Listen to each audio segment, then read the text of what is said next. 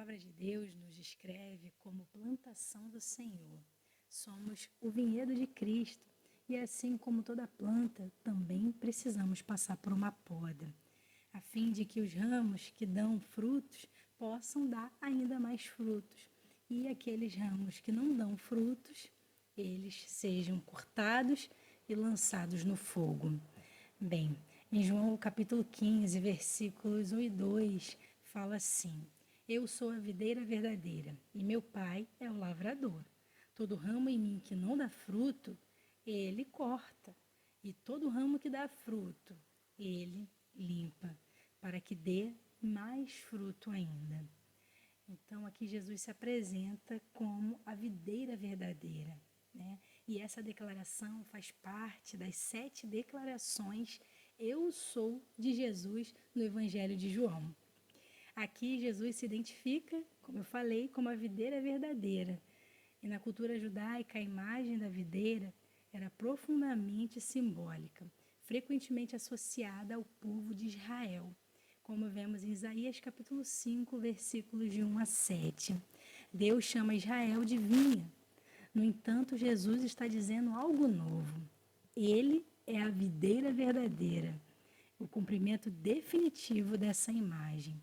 Enquanto Israel falhou em produzir os frutos espirituais que Deus esperava, Jesus é a fonte perfeita de vida e frutificação. Os discípulos são os ramos unidos à videira. Essa metáfora ilustra que nossa conexão com Jesus é essencial para que possamos produzir frutos em sua obra. Sem essa conexão, somos incapazes de realizar qualquer coisa de valor eterno. Então, você vê a importância do cristão, ele está unido a Cristo, né? Nós fomos enxertados na videira, nós somos participantes, através de Cristo, né, das heranças eternas. Então, o crente que foi enxertado na videira precisa estar unido a Ele, precisa fazer com que Cristo verdadeiramente seja o seu Senhor, né, além de seu Salvador. Bem, depois Jesus diz que meu pai é o lavrador. Então, aqui Jesus ele é revelado como o agricultor desse vinhedo, né? E o papel dele é cuidar da vinha, é cuidar dos ramos, garantindo que eles produzam o máximo de frutos. E isso inclui 2 ações principais. 1, cortar os ramos improdutivos. 2, podar, né? Limpar os ramos produtivos. Então, Deus, em sua infinita sabedoria e propósito, ele avança o crescimento espiritual do crente para a glória do seu nome. Depois o texto diz assim: todo ramo em mim que não dá fruto, ele o corta. Então, Jesus fala sobre os ramos que estão conectados à videira, mas não produzem frutos. Esses ramos representam pessoas que podem ter uma aparência externa, né, de fé, mas não têm relação genuína com Cristo. Eles podem até estar próximos da igreja, dos irmãos, mas a sua falta de fruto revela que não há vida espiritual real.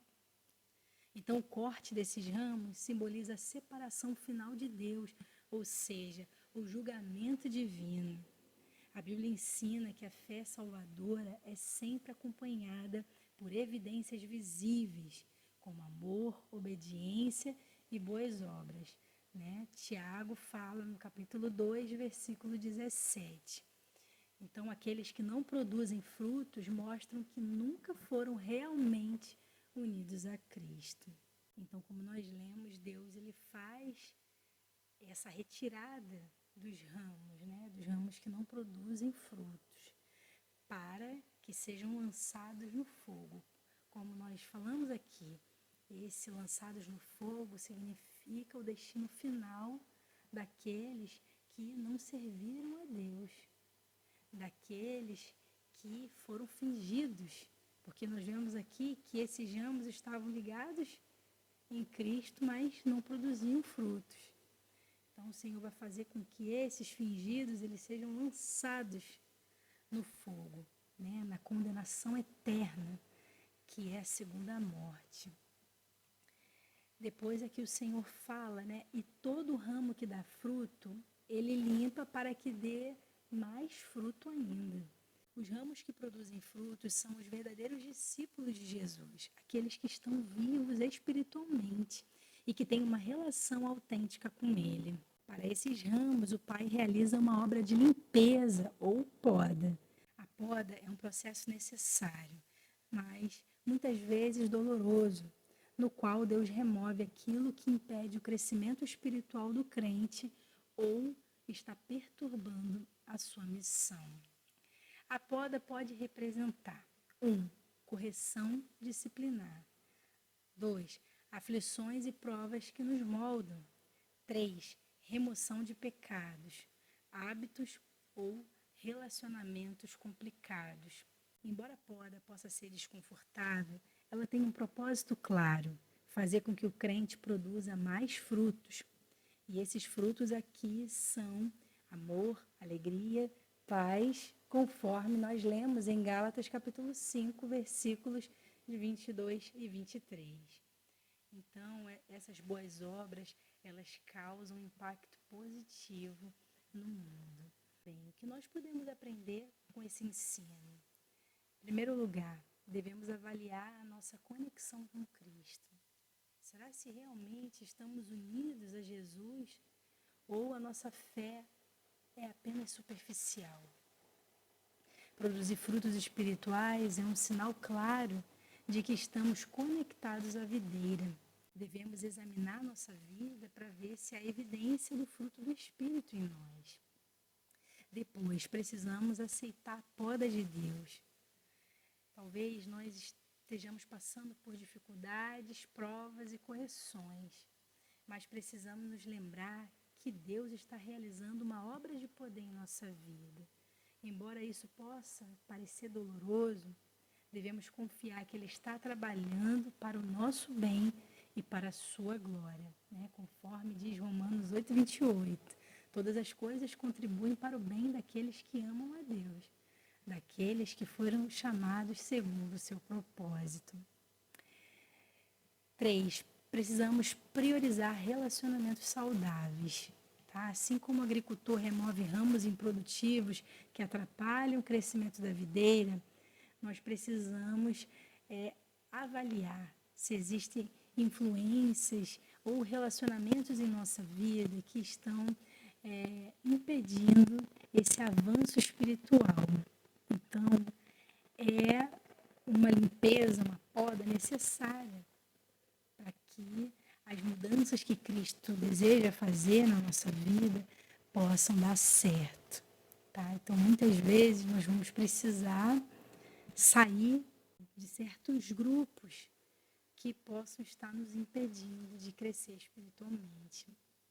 Isso não significa que nós vamos nos afastar da comunhão dos irmãos. Não é isso. Mas o crente, ele está no mundo. E muitas vezes ele está ali naquele ambiente de trabalho, cercado por pessoas ímpias. Às vezes é no meio da família. Tem pessoas que são verdadeiros inimigos, Porque o próprio Jesus disse que os inimigos do homem seriam os seus familiares. Então, para que aquele cristão possa desenvolver, muitas vezes ele vai precisar sair desses ambientes para que a vontade do Senhor seja manifestada na vida dele, Então, aqui nós precisamos entender que precisamos produzir mais frutos. Nós não podemos nos contentar com uma vida cristã medíocre. Precisamos pedir ao Espírito Santo para nos ajudar a crescer espiritualmente e produzir mais frutos. Então, precisamos investir em disciplinas espirituais, como oração, estudo bíblico e serviço de amor ao próximo, que é a caridade. E a caridade é o amor em ação. E o maior reflexo desse amor é ensinar a palavra de Deus. Então, João 15, versículos 1 e 2, nos ensina que Jesus é a fonte de toda a vida espiritual. A nossa conexão com Ele é essencial para produzirmos esses frutos que Deus espera.